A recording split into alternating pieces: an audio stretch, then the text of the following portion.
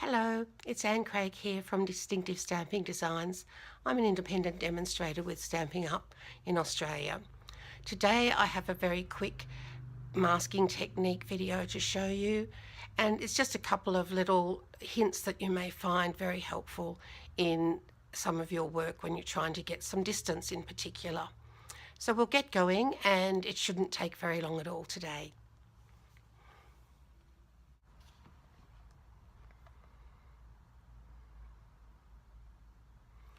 Today we'll be using the Hey Chic stamp set, which is a celebration stamp set. And although celebration is finished, we can still keep using our stamps. I love this one, it's really great, and it is Easter this weekend, so it's very appropriate. I've made a couple of little Easter gifts out of it, this being one of them that I'll probably give to one or two of my daughters. And I've just used one of the chicks on that and coloured him up with my aqua painter. Inside there's 4 chocolate eggs. Yum! We will get started with the masking technique, which is what I'm going to do today. And the first thing we need to do, of course, is to make our mask. So we're going to make the mask using archival black stamping pad, and I chose, and I always will choose, the easiest shape to do, and that will be this one from the 3 shapes that you can get with the chicks. So we just ink it up, and then we make sure that we use the longest side there up on the stickiest bit so that we can get it all in, and that we've got the maximum area of stickiness to hold it in place for us. So that will work really well now. I prepared one a little earlier that I cut out. You can see that I've just cut out the very basic shape, haven't worried about the feet, and I've also cut just inside or right on the line of the outside perimeter there. So we're going to get stamping. This is shimmery white cardstock, and it is cut at 8.5 by 13 centimeters, and that just gives me some leeway when I'm matting it up and making an interesting card to have some mats and some other bits of cardstock or papers to make it look really great. I'm going to place this little fella in the middle, and he's just going to go straight down. I like to use my wood stamp sets. I love the wood, the rubber and the wood, but of course there are lots of other good options as well. It's a really good idea when you're using the archival to clean your stamp in between, and of course for that we would use our Stampin' Scrub and our stamping mist that is readily available from my online store. So now we're going to pop the mask on, and you'll notice here that it does fit just inside the outline that I've stamped, and that's the real hint. Most often when you put a mask that's either cut exactly the right size or a little bit larger, you will end up with a white area around, and you don't really want that when you're trying hard to get something that looks like it's professionally done. The next one I'm going to do is this little guy. He looks like he's saying hey you, and we're just going to stamp him right over the top here, and I'm going to position him a little higher so he looks like he's in the background a little more.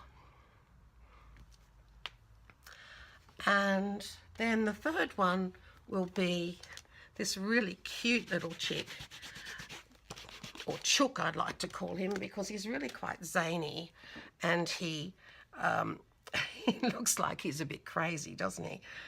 So, or she, I'm not quite sure what it is. So again, archival black, and we're stamping right over the top here of the mask, and press it down, give it time to transfer, lift it up, and I've done that a wee bit crooked, but hey, he's a crazy chick, so who cares?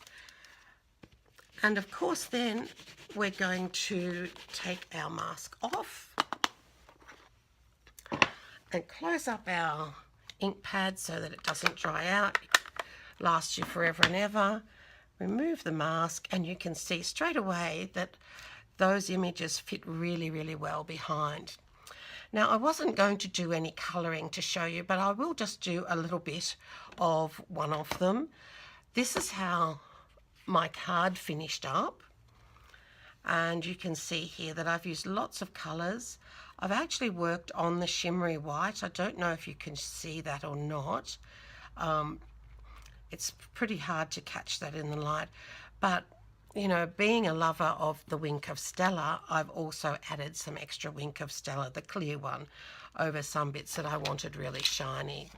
So we'll just do this main cheek because he's going to be the easier one to do. And I'll show you a couple of little hints with the colour. So when you're getting ink onto your ink pad, squeeze it from the back. The back has a lot more give than the front, and you'll find you'll get a much nicer well of ink there.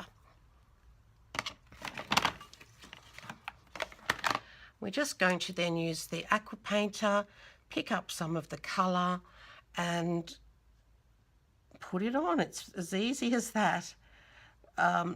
You'll find that as you add more and more of the colour, that you can start to blend and put in some extra little bits, which I will do in just a moment.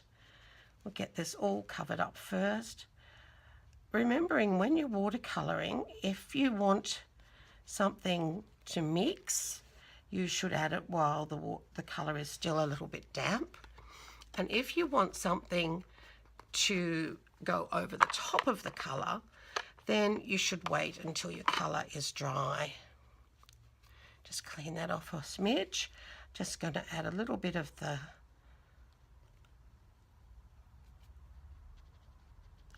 pumpkin pie in behind that wing there.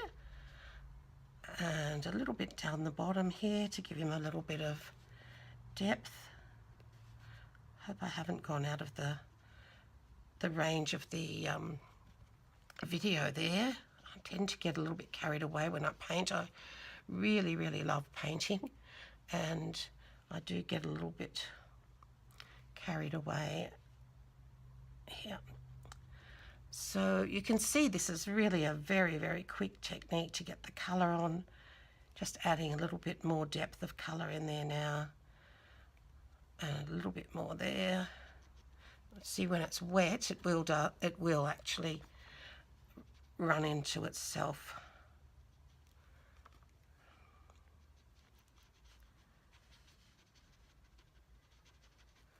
And blend beautifully.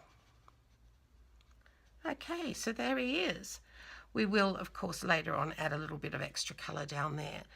So you can see that this could be a very quick card to make, even though you are watercolouring, which gives it a beautiful handmade finish. And then if you wish to, you can add some matte around it. I also added some ground here for the hens and chooks to stand on.